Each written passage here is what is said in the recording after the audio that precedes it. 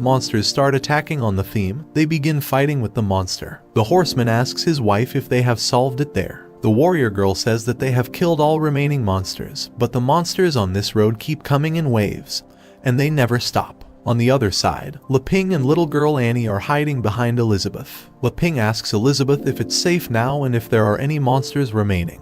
Elizabeth turns her head to Leping, visibly angry, and tells him he is a truly terrible actor. The pink-haired girl says to Annie that it's all his fault, pointing out the road he led them to, which is full of monsters along the way. She also mentions that if they had taken his advice, they would have already found the treasure. Elizabeth defends little Annie, saying to the pink-haired girl that the more concentrated the magic, the more monsters naturally gather. She emphasizes that the pink-haired girl should know this is a mage. After hearing this from Elizabeth, the pink-haired girl gets really frustrated. She says that she knows that Elizabeth is a 4-star demon spirit with the ability to defeat the monsters, but she stands by and watches coldly. She also claims that Elizabeth is despicable and doesn't care about anyone. Elizabeth replies that this is their problem and what they agreed upon before leaving, to solve the monsters they encounter. The horseman steps forward and asks the pink-haired girl to calm down, reminding her that they promised to protect them. Hearing this, the pink-haired girl gets even angrier.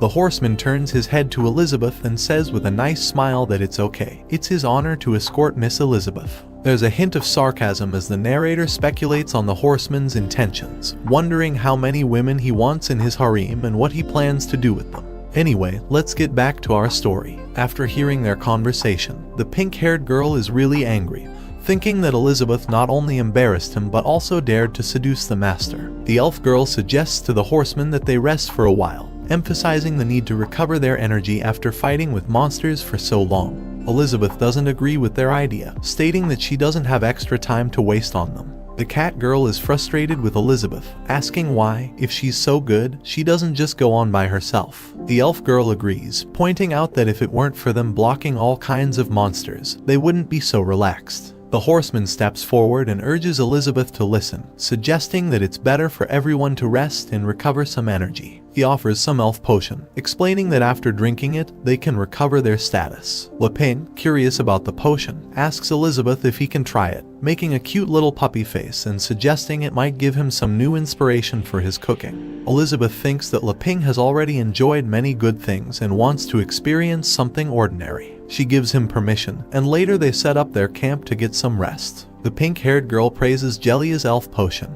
mentioning that it really works, and the warrior girl states that she has finally recovered, though she's unsure how long it will take to find the treasure. The elf girl retrieves a potion from her storage ring and offers it to Elizabeth, calling it her special elf potion that enhances various states. Elizabeth, being powerful, declines, but the horseman intervenes, telling the elf girl not to be rude and instructing her to give a potion to everyone. Unhappily, she tosses a potion to Elizabeth, who catches it but isn't pleased. Elizabeth gives the potion to Leping, who, after tasting it, finds the grassy flavor too strong and decides not to drink it. He offers it to Annie, who thanks him but explains that she hasn't used much magic power, so she doesn't need it. After hearing Leping's criticism of his potion, the elf girl expresses displeasure, deeming it a waste on someone with no magic power. Elizabeth, not pleased with the elf girl's words, dumps the potion into the fire, further infuriating her. She questions Elizabeth about dumping her elf potion, to which Elizabeth coldly responds that she agrees with the elf girl's thoughts, showing no regard for the potions. Leping intervenes, calming everyone down and stating that he has something for everyone that shouldn't be crushed. He retrieves bananas from his bag, expressing his desire to share them.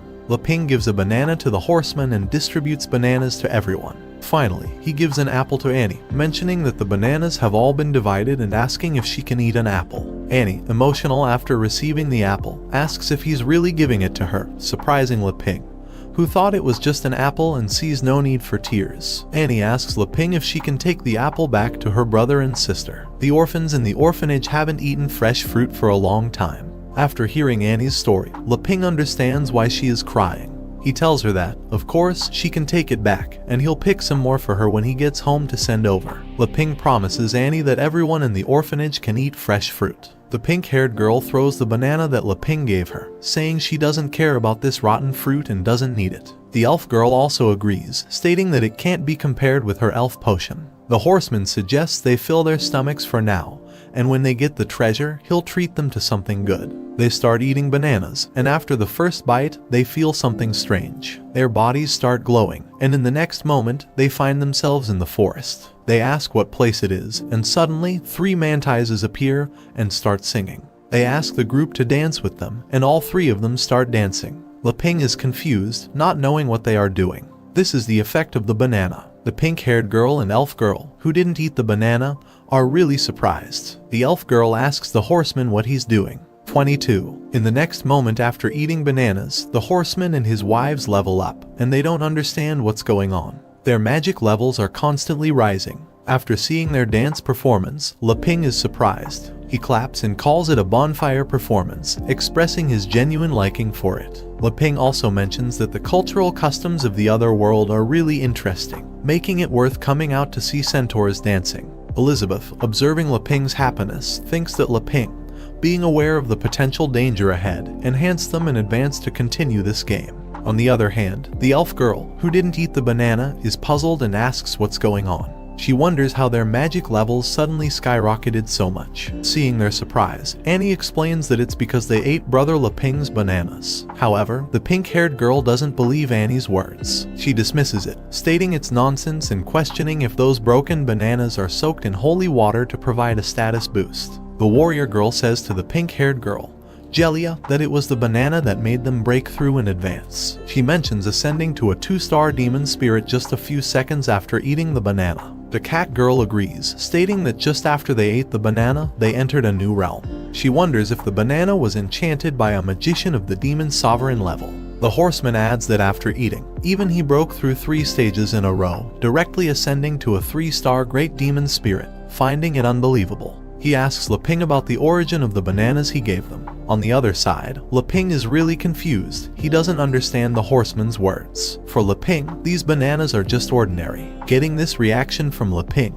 the horseman asks what's wrong. Laping says nothing, mentioning that being suddenly asked by him, he doesn't know how to answer because they are just ordinary bananas. The horseman is not pleased with Laping's words, thinking it should be a hybrid crop that Laping grew with some magic item. Laping clarifies that he grew these bananas with natural and organic farming, a production method he thought of in this world full of magic. Hearing about the magical banana from their master, the pink-haired girl, and the elf girl decide to eat it to increase their magic levels. After taking a bite, the banana rots, and the pink-haired girl throws it away, saying it's clearly bad. After seeing this, little Annie says it's synchronicity. Elizabeth praises her for knowing what synchronicity is, and Annie mentions that she learned it from the magic books. At the same time, the horseman asks Annie what synchronicity means. Annie explains that the nun's magic books mention special treasures usually have to be used under special conditions to exert their effects. She guesses that Laping's banana had to be eaten by 3 or more people at the same time to produce an effect. Upon hearing this, the pink-haired girl gets angry at Annie,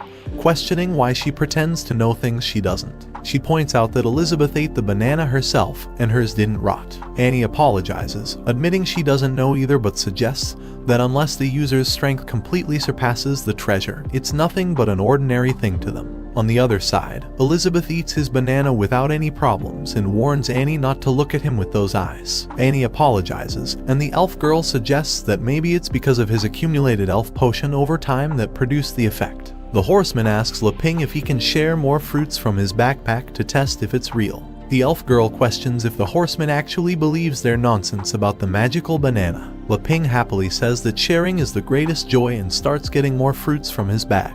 Meanwhile, Elizabeth has already finished eating his banana, snatches Laping's bag, and declares that these are what she's going to eat later. She refuses to give his precious fruits to anyone and tells Laping to leave when they've rested enough because the journey is almost over. Laping apologizes to the horseman and says he will treat him well when he has the chance. The horseman understands the situation and tells Laping to go ahead. He'll catch up with his wives after packing up.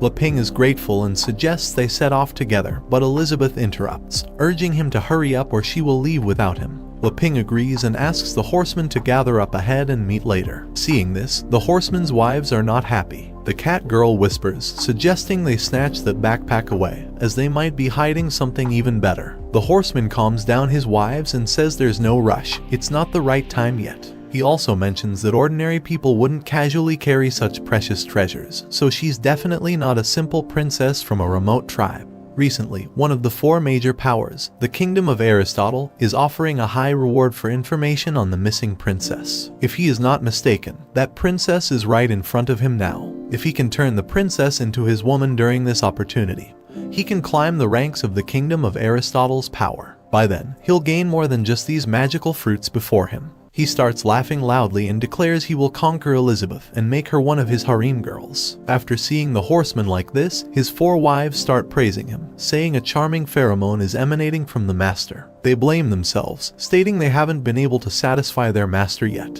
In the depths of the labyrinth, many monsters hide in the shadows. One of them is the Shadow Wolf Leader, a powerful monster who suddenly becomes really scared. In the next moment, we see 3 individuals entering the cave: Elizabeth, Leping, and little girl Annie. Leping asks Elizabeth about the darkening labyrinth and if there really is an exit. Elizabeth replies that she's already told him the labyrinth is just an appearance, and they're almost there. They start heading deeper into the cave, but little girl Annie is really scared. She asks Leping about something approaching them. Leping asks Annie to explain clearly, but suddenly something approaches them at high speed. After that, smoke covers everyone. When the smoke clears, we see the horseman arriving with his wives. He apologizes for keeping everyone waiting and asks Elizabeth for forgiveness. He also offers to serve them for the rest of the way, suggesting that Elizabeth can even sit on his back. However, he doesn't realize that Elizabeth is a self-independent woman. She tells the horseman to get lost, stating that he's not qualified to be her mount.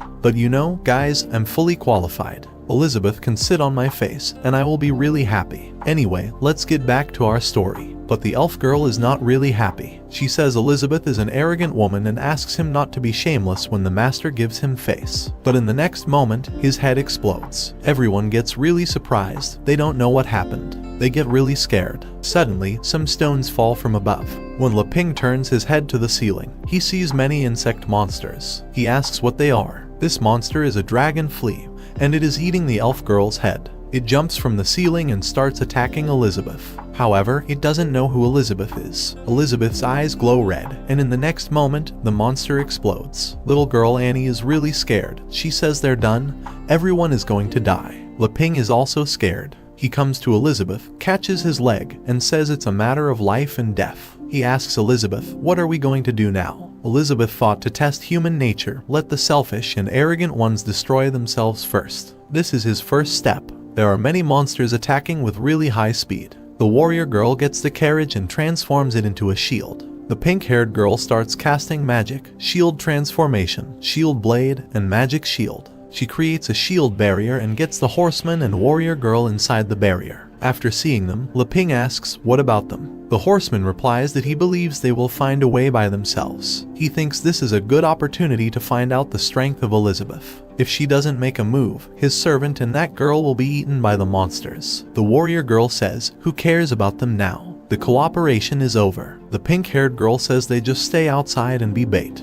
But in the next moment, her head gets severed. After seeing the pink-haired girl's head, the warrior girl gets really scared. If the pink-haired girl is killed, the magic barrier she set up disappears, and monsters start attacking them. On the other side, Leping is still hiding behind Elizabeth. But the horseman uses his thunderbolt flash to kill monsters in just one attack. The warrior girl also uses her shield strike and kills the monsters. The cat girl is an assassination type. She uses her short blade technique to kill. But no matter how she kills these monsters, they seem never ending. If this goes on, they will be exhausted at this rate. When she's thinking, suddenly a monster starts attacking him. Luckily, the horseman saves him after using his clapping thunder backstep. But no matter how many monsters they kill, there seems to be no end to this. After that, Elizabeth says to Leping, "See their true colors. Do you still want to continue this adventure game with them?" Leping says, "Forget it. Coming here is to pay back the favor, and as they say, it's time to part ways." But he also thought the outside world is truly unpredictable.